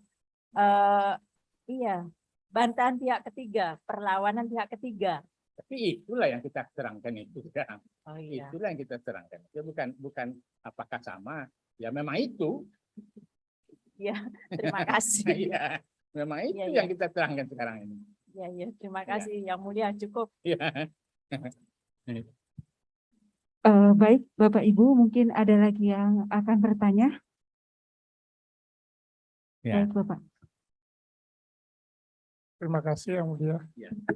Langsung saja, ini mungkin pertanyaannya tidak berbobot tetapi sering dijumpai dalam praktek. Ya. Dalam perlawanan ini sering menyebut dirinya penggugat dalam gugatan bukan pada dalam perlawanannya.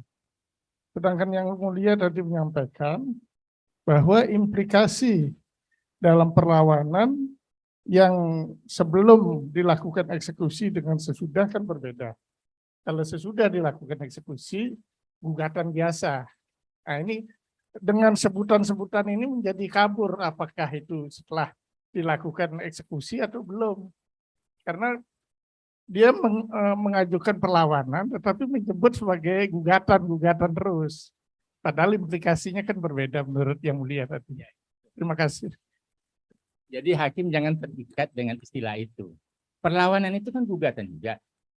Gugatan itu perlawanan juga. Kita melawan orang.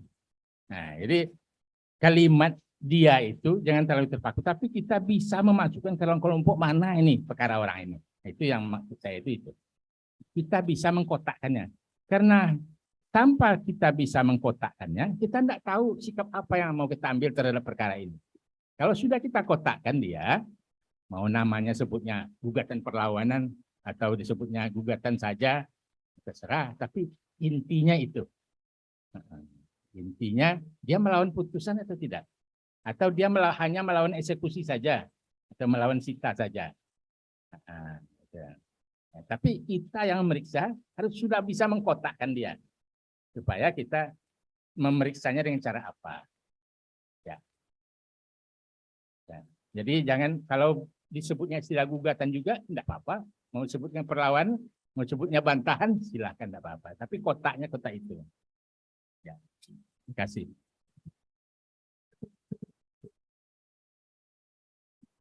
Baik, kami berikan kesempatan kepada PN-PN untuk mengajukan pertanyaan. PN, Panitra.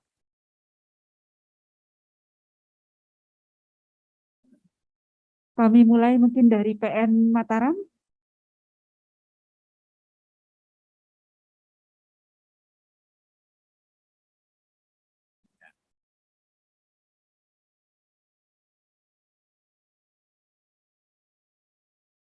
PN Praya. Cukup. Nah, dalam gugatan kita selalu kadang-kadang mengatakan NO gugatan itu, ini mencampur adukkan PMH dengan wan prestasi. Nah, ya. Ini mutlak atau tidak? Itu kalimat seperti itu. Tidak boleh dicampurkan itu. Apakah semua perkara tidak boleh dicampurkan? Antara wan prestasi dengan... Kalau wan prestasi, kalau PMH itu apa? Melanggar undang-undang, pelanggaran kan lebih luas itu kan, nah, tata susila, nah, kebiasaan. Kalau bukan prestasi, perjanjian. Ada bapak-bapak baca di dalam BW itu, perjanjian berlaku sebagai undang-undang bagi para pihak.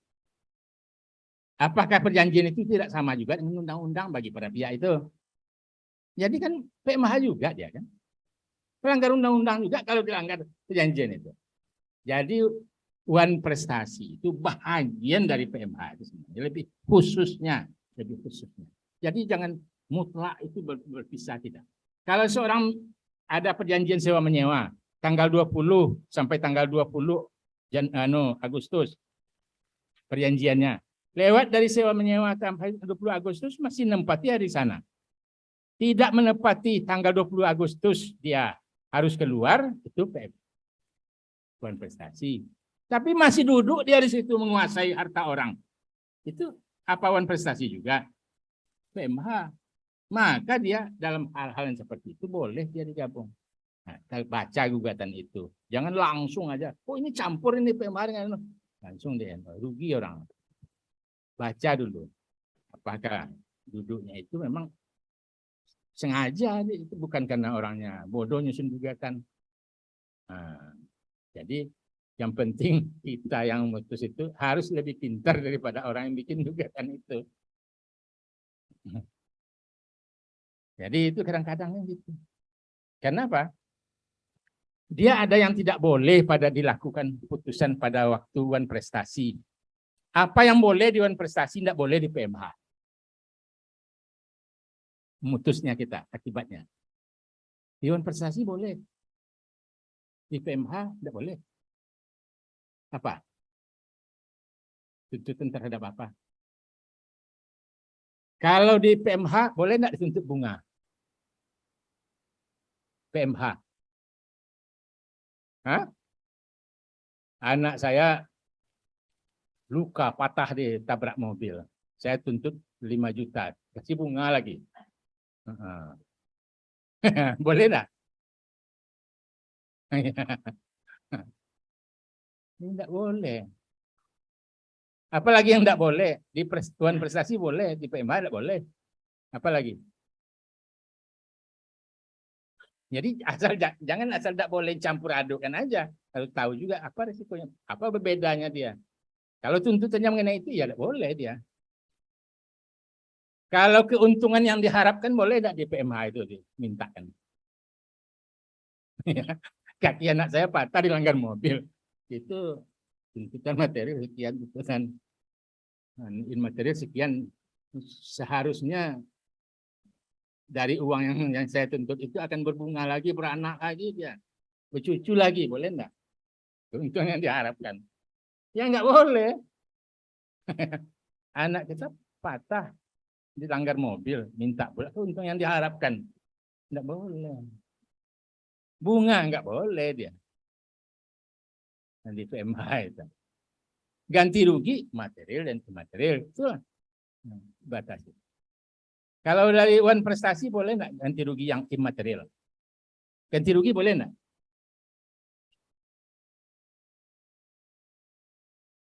Hah? Wah. Ini setiap hari kita meriksa perkara PEN.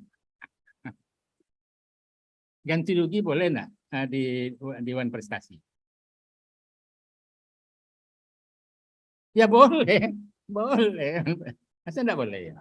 Cuma ganti rugi imaterial boleh enggak? Bukan prestasi. Iya. Iya. Apalagi gugatan hanya ganti ruginya cuma 500 juta, imaterialnya 5 miliar.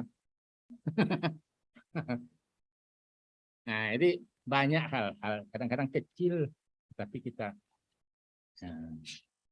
harus baca-baca lagi. Baca bukunya Pak Lili.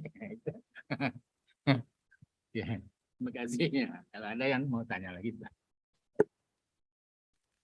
Baik, dari PNPN kami persilakan untuk mengajukan pertanyaan. PN Mataram.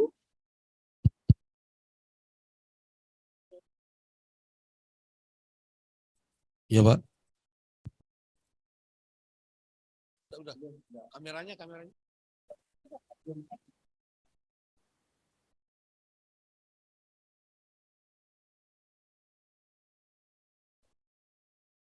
Baiklah, saya isi sedikit lagi ya.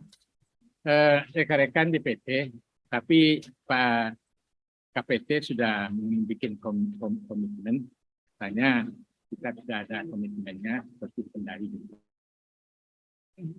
Ini dalam perkara yang di PN itu menyatakan dia tidak berwenang. PN tidak berwenang, itu putusnya di PN itu adalah putusan akhir. Karena putusan akhir boleh dibanding. Nah, tapi kalau putusan selah, kalau ditolak, tidak berwenang itu kan dalam putusan selah. Karena putusan selah tidak boleh dibanding bersamaan nanti dengan putusan akhir boleh. Itu kan? Sekarang ini masih banyak kawan-kawan di PT tapi tidak PT ini. Dalam putusannya itu PT itu menyatakan berwenang. Setelah menyatakan berwenang, memerintahkan PN memeriksa pokok perkara dan memutus pokok perkara. Di sini masalahnya itu datang. Munculnya itu karena ada perintah mutus. Seharusnya hanya perintah itu memerintahkan PN memeriksa pokok perkara dan mengirimkan berita acara pemeriksaan itu ke pengadilan tinggi. Jadi dalam putusan selah ya, kalau kita tidak sependapat dengan PN dalam putusan selah. Kenapa putusan selah? Karena putusan selah tidak bisa dikasasi dia. Di PT lain, diputusnya dalam putusan akhir. Pertama, PN setelah dia putus dalam putusan akhir, tidak bisa dimasukkan ke dalam PTSP. Terpaksa putusan itu disembunyikan dalam laci aja. Bisa masuk lagi. 2 kali dia memberikan putusan akhir. Kemudian setelah diputus akhir oleh PN masuk lagi ke PT. 2 kali pula PT. Putusan yang kedua ini di mana taruh? Tadi sudah dimasukkan pula kan? Yang pertama. Yang kedua taruh di mana? Masuk pula dalam laci. Tapi sebelum diperiksa oleh PN, karena dia diberikan dalam putusan akhir, orang kasasi dulu. Wah, tambah parah lagi. Sudah diperintahnya PN memutus lagi pokok perkara. Karena di putusan akhir diperintahnya, dia tidak ikut lagi, hanya merintah PN, kan putusan akhir jadinya kan. Orang kasasi, putusan akhir boleh nggak dikasasi? Boleh kan? Orang kasasi, hakim di Mahkamah Agung sana bingung, mau dibikin putusan apa ini? Diputus apalah oleh Hakim Agung ini? Kalau diputus lagi oleh Mahkamah Agung, nanti diperiksa di PN, banding lagi, datang lagi dia ke Mahkamah Agung. 2 kali pula. Ini 2 kali PN mungkin ada perintah PT, 2 kali PT yang mungkin kena diputus akhir 2 kali oleh PN, 2 kali pula Mahkamah Agung mungkin. Prinsip yang dilanggar, pertama, satu perkara, nomor perkara sama, pihak sama, tidak boleh diputus 2 kali putusan akhir. Itu prinsip. Jangan dilakukan perintah kepada PN supaya memutus kembali. Kita memerintah orang melanggar aturan. Tidak boleh mutus 2 kali. Kita putus 2 kali. Ada ketua PN yang pintar, bandel dia. Kami kan sudah mutus, Pak. Masa suruh putus lagi? Kalau kami periksa lagi, putusan kami sama dengan dulu juga bagaimana? Nah, karena dia putus, bentar kemana putusannya? Jadi saya harapkan karena kita supaya jangan timbul Cek di 1 2. PT kalau tidak sependapat tidak apa-apa, tapi jangan diberikan dalam putusan Cek akhir, 1 2. putusan selah. Tes. Suruh PN itu periksa kembali. Kita meriksa pun boleh, tapi nanti orang manggil dengan jurusita kita siapa? Tidak ada punya jurusita PT kan? Tak tolong aja lah dengan PN itu. Kan delegasikan meriksanya, hasil pemeriksaannya dikirim ke PT untuk diberikan putusan akhir. Sekali PN mutus, sekali PT mutus, sekali pula Mahkamah Agung. Tidak ada kesalahan. Mau apa putusan terserah hasil pemeriksaan. Saya kira paham itu Pak. Mudah-mudahan di PT Mataram tidak ada yang kejadian yang di tempat hotel. Di Jakarta itu masih ada itu. Saya sudah tanda-tandai ini hakim yang mutus siapa namanya. Saya tandai. Tidak mutus begitu siapa namanya. Saya tandai. Untuk diketahui Pak ya, tapi ya dari bawah boleh juga nilai. Kita yang dari PT ini sebenarnya Hakim Agung itu sudah banyak yang nandai. Ini kalau si Anu bikin putusannya, siapa putusannya? Siapa itu hakimnya katanya? Itu baca itu. Kalau hakimnya itu baca lagi baca lagi gitu. Tapi kalau jadi kadang-kadang si Anu mutusnya, si Anu mutusnya ya dianggap ya benar aja lah. Jadi kadang-kadang dari putusan-putusan kita yang sering miring, itu kualitas atau pribadi kita kadang-kadang ditentukan juga oleh itu. Jadi janganlah kita masuk ke dalam kelompok yang tidak dicap harus baca ulang putusannya. Jadi kadang-kadang kalau di Jakarta sen. Ya kadang-kadang itu ya kita aja kita sesuai aturan aja, aturan acaranya, aturan materinya bagaimana. Kemudian pengadilan negeri itu haruslah sedetil apapun kesalahannya harus kita luruskan. Misalnya dalam putusan dia eksepsi tidak sebut, padahal di dalam gugatan orang ada perkara, tolong ditambahkan. Tapi beda kan ya putusan pidana dengan putusan perdata. Kalau dalam putusan pidana, boleh hakim tinggi itu memperbaiki, mengubah, boleh. Dalam perdata, harus tolak dulu sebelum memperbaiki itu. Kalau perbaikan itu dalam anaknya ditolak, tolak dulu, nah, barulah memperbaiki.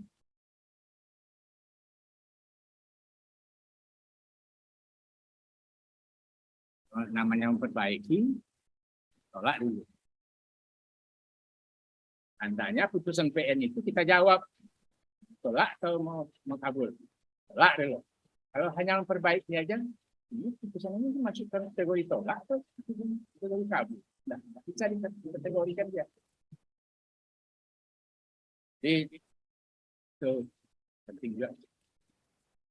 Ya. Jadi kadang-kadang di PN ya, begitu kita sebut di atas mengabulkan sebahagian, saya yakin itu lupa saja.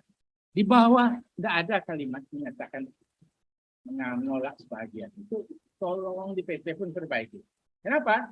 Itu merupakan alasan orang melakukan PK karena ada bahagian yang tidak dipertimbangkan. PK. Timbangnya itu bilang aja katanya.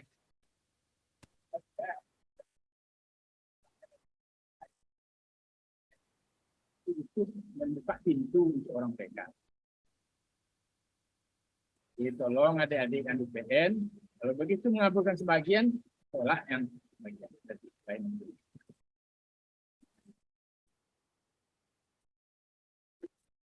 Baik, Yang Mulia, ada pertanyaan satu lagi dari Bapak Guntur SH. Ya. Terima kasih Yang Mulia. Sambung tadi yang soal kewenangan. Ya. Kalau dikembalikan ke PN untuk memeriksa tapi tidak memutus, tentu di sana kan memanggil kembali. Ini sebenarnya administrasi peradilan. Nah, biayanya itu nanti masuk kemana? Apakah masuk di PT jadi perincian ke PT atau bagaimana? Karena memanggil perlu biaya itu Yang Mulia. Nah, gitu. Dan mudah-mudahan tidak terjadi lagi karena di sini itu masuk ke PT dikasih nomor baru Yang Mulia. Jadi mudah-mudahan didengar agar tidak terulang kembali nih. Iya, Jadi di putusan di sini yang ngasih nomor barunya siapa? Petra. Di PN masih nomor itu. Bukan. Jadi masih nomor itu, kemudian kan banding. Iya. Dikembalikan ke PN diperiksa. Kemudian banding lagi. Ya. Masuk ke sini nomor baru. Jadi bayangan saya waktu itu nanti kalau nomor baru, kalau nanti kan sudah Iya. mudah-mudahan tidak terjadi. Mudah-mudahan itu. Biarlah sudah berapa tahun yang lalu itu. Ya. Mudah-mudahan didengar biar tidak terulang kembali.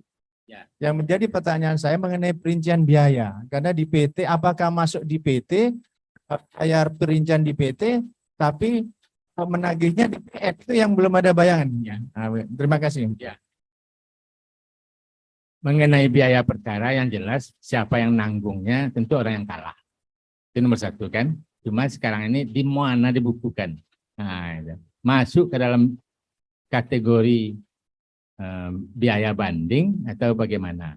Biaya banding itu kan sudah ditentukan penggunaannya. Nah, tidak ada itu.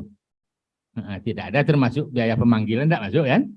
Nah, jadi sudah ya jelas di PT tidak masuk di dalam kelompok pembiayaan. Penggunaan biaya yang berapa di PT itu?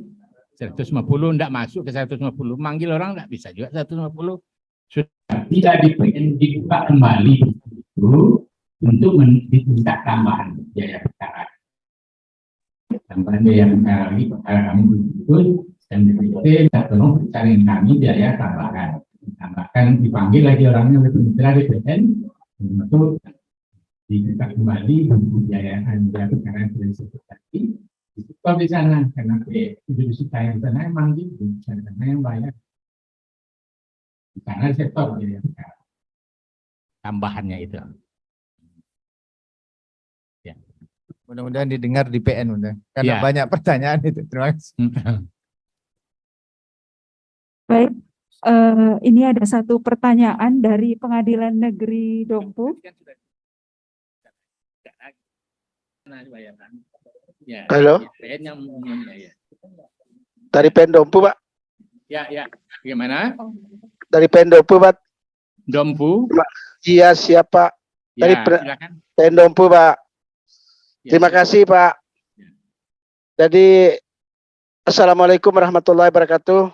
Waalaikumsalam warahmatullahi wabarakatuh. Yang mulia Bapak Ketua Kamar Pengawasan Mahkamah Agung, yang mulia Bapak Ketua Pengadilan Tinggi Nusa Tenggara Barat, dan yang mulia Bapak Wakil Ketua Pengadilan Tinggi Nusa Tenggara Barat. Kami ingin menanya mengenai perkara yang diputus perstek tadi, Pak, dalam penomoran perkara. Jadi ada perkara yang sudah diputus perstek, kemudian mengajukan perset. Yang pihak yang mengajukan perset ini mengajukan perset lewat tengah waktu karena beralasan bahwa pemberitahuannya terlambat dia terima karena penyampaian oleh jurusita melalui kepala desa, Pak.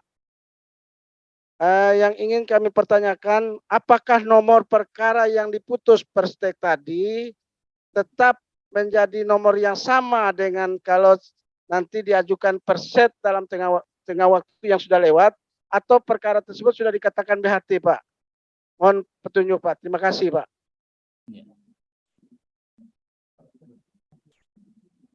Ya, baik Pak, terima kasih. Namanya verset, tetap nomornya sama dengan perkara verset. Walaupun sudah 10 tahun yang lalu perkara versteknya. Karena bisa saja terjadi 10 tahun orang baru dieksekusi dan dia tidak pernah dipanggil dengan sebelumnya itu dengan cara-cara yang diterima langsung oleh dia kan masih punya hak sampai hari ke-8 di Anmaning, masih punya hak dia. Maka tetap juga nomornya umpamanya 10 tahun yang lalu, tetap nomor perkara 10 tahun yang lalu. Kita buka sidang perkara yang 10 tahun yang lalu, jadi kita buka sidang perkara yang dahulu.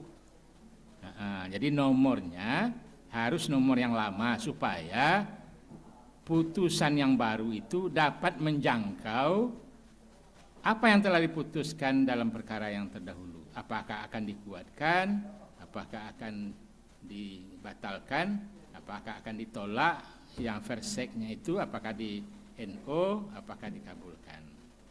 Terima kasih, Pak.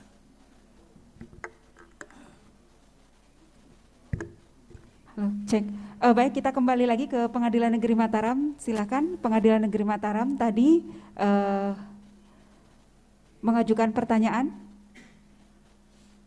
Kami persilakan kepada PN Mataram. Ya, Mataram.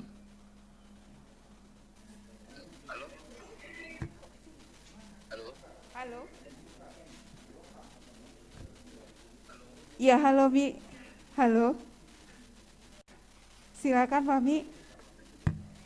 Kedengaran aku di sini? Halo?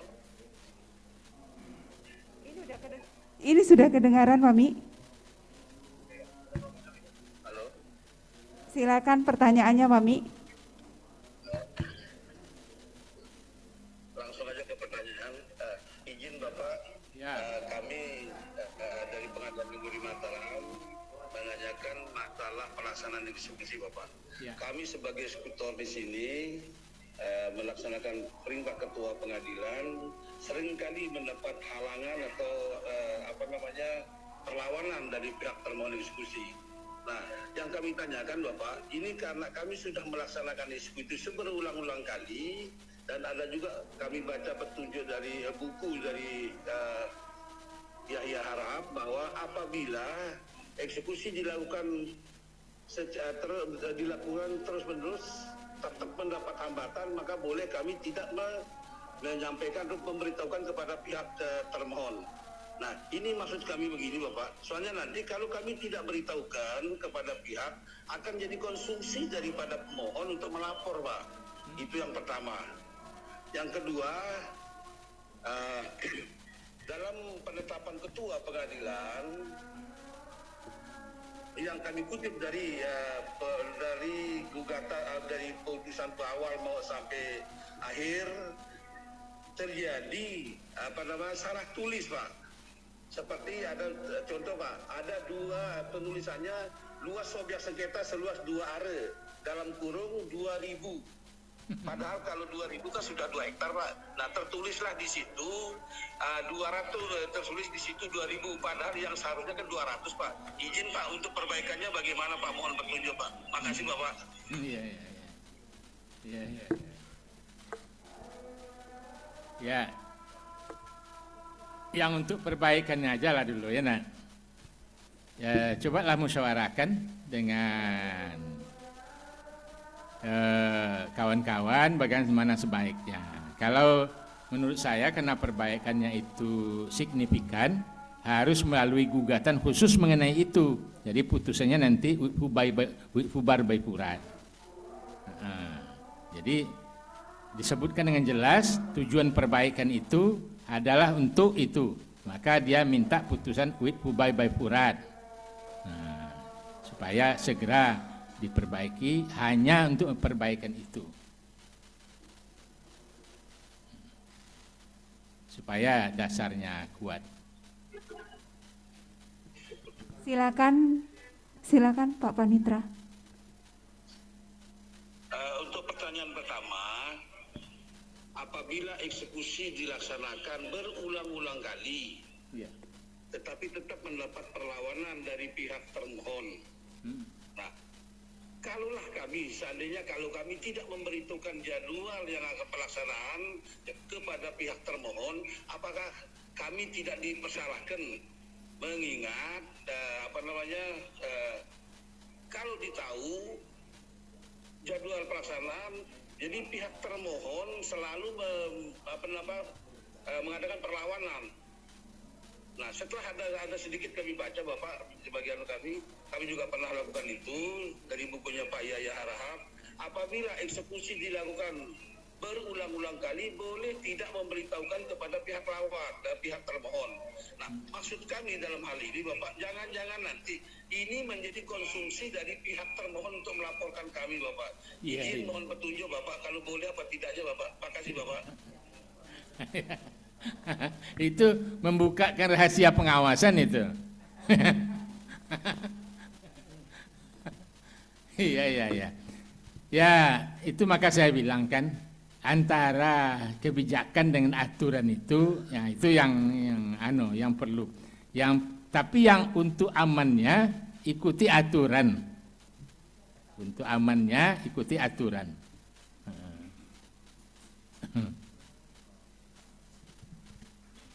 Kalau aturannya membutuhkan diberitahu, ya diberitahu. Kalau tidak aman, ya itu kan bukan tugas kita mengamankan. Mengamankannya harus dengan prediksi tenaga keamanan berapa yang dibutuhkan untuk itu. Jangan tenaga keamanan orang yang akan menghalangi 100, tenaga keamanannya cuma 25, ya tidak seimbang. Harus diseimbangkan tenaga keamanannya untuk itu. Saya tidak bisa menjamin kalau tidak memenuhi syarat aturan hukum itu tidak akan dipermasalahkan atau tidak menjadi masalah, tidak bisa saya jamin.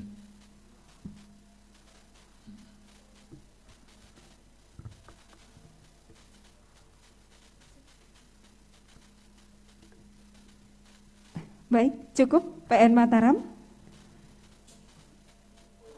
Dari PN yang lain? Sudah, cukup. Baik.